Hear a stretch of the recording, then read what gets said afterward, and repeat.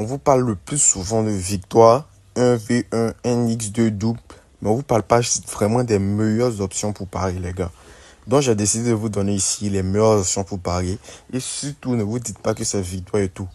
Les victoires, les temps réglementaires, c'est des trucs à éviter, même si vous voulez vraiment gagner beaucoup. Maintenant, donc, je vais vous donner quoi? Les astuces pour parier. Par exemple, pour ce match, on ne voit pas, mais pour ce match, on va voir les différentes astuces pour parier parce qu'il y a énormément et il y a beaucoup que vous ne connaissez pas.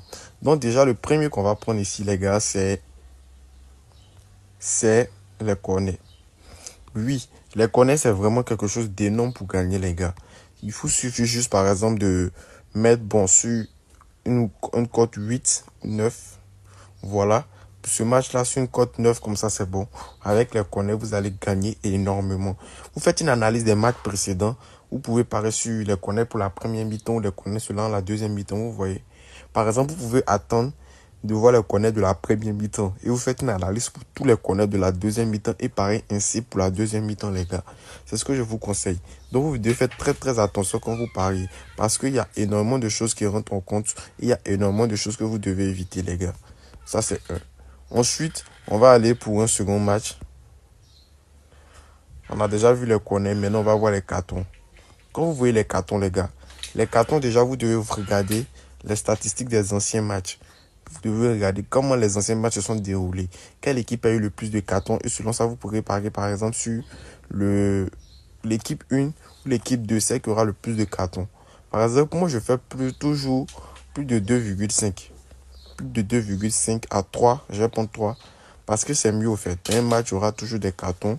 C'est le rouge qui n'est pas dessus. Vous pouvez aussi faire des cartons jaunes pour la première et deuxième mi-temps. À vous de voir la meilleure option pour que vous pariez sur les cartons. Maintenant, je vais revenir ici et on va choisir un autre match encore. Là, je suis là pour vous montrer les différentes options. Et aussi les tirs cadrés. Les tirs cadrés, c'est des options où vous devez parier énormément dessus. Quand vous pariez dessus, vous allez voir que ce sont des tirs cadrés. Donc, il y a rarement de personnes qui arrivent à faire entrer des tirs cadrés. Donc, moi, l'option que je prends le plus souvent dans les tirs cadrés, c'est moins de 9. Comme vous pouvez voir ici, j'ai pris moins de 9 pour ce match-là. Maintenant, je vais revenir. Je vais venir ici. Et aussi, après les tirs cadrés, on a les hors-jeux. Les hors-jeux, bon, pour une très bonne équipe comme Real Barça, on peut dire ça. Pour une très bonne équipe comme Real Barça, c'est vrai qu'il y a des hors-jeux. Dans la plupart du temps, mais je fais moins 2,5 pour ce genre d'équipe-là. Mais pour une équipe comme celle-là, comme ça, je peux aller sur 4,5. Voilà. Maintenant, on a d'autres options que je vais vous présenter maintenant. On a les fautes. Ça, c'est la dernière option qu'on va voir ici. Voilà les fautes. Les fautes, c'est quelque chose, bon, il y a toujours autour du match. Dans la plupart du temps, je prends 22 à 23 et tout. Voilà, on a vu 5 options. 5 options, les gars. 5 options. Il y a les poteaux et barres de traversales que je vais vous présenter aussi. Ça, c'est une poteau barre de traversale. Ça a touché le poteau combien de fois? Vous voyez, ça, c'est une chance sur deux, au fait. Oui ou non? Oui ou non, les gars. Donc, c'est vraiment très rare. C'est très, très rare que ça touche le poteau. Je ne sais même pas comment les gens s'arrangent pour ça. Ou bien, on va descendre encore. Il y a les touches. Les touches de ballon, ça c'est très très bon les gars. C'est une option sur laquelle on va parier aussi. Ici, on va faire moins de 38. Voilà. Et je vais vous présenter les autres options, comme par exemple les tirs qu'on a déjà vu, je pense. C'était les tirs cadrés, mais ça c'est les tirs simples aussi. C'est une très très bonne option sur laquelle vous pouvez parier. Je vais voir déjà s'il n'y a pas de complicité, voilà par exemple. Donc je vais enlever pour celui-là. Et puis je vais aller prendre un autre match.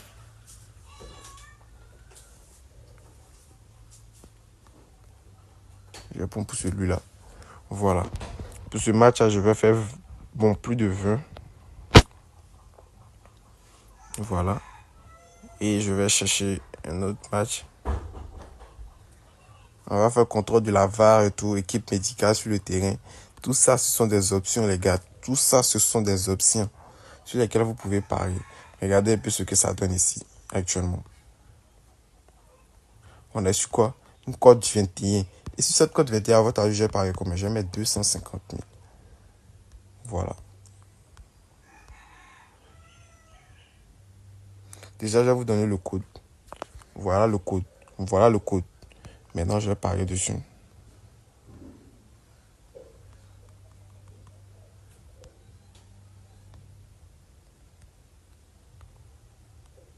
Scott Mill.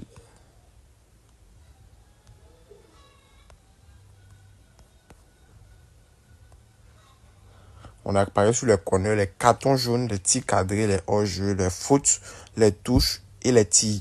Donc, j'espère que cette vidéo vous a plu, les gars. Et qu'on se retrouve à la prochaine pour une nouvelle vidéo. Let's go!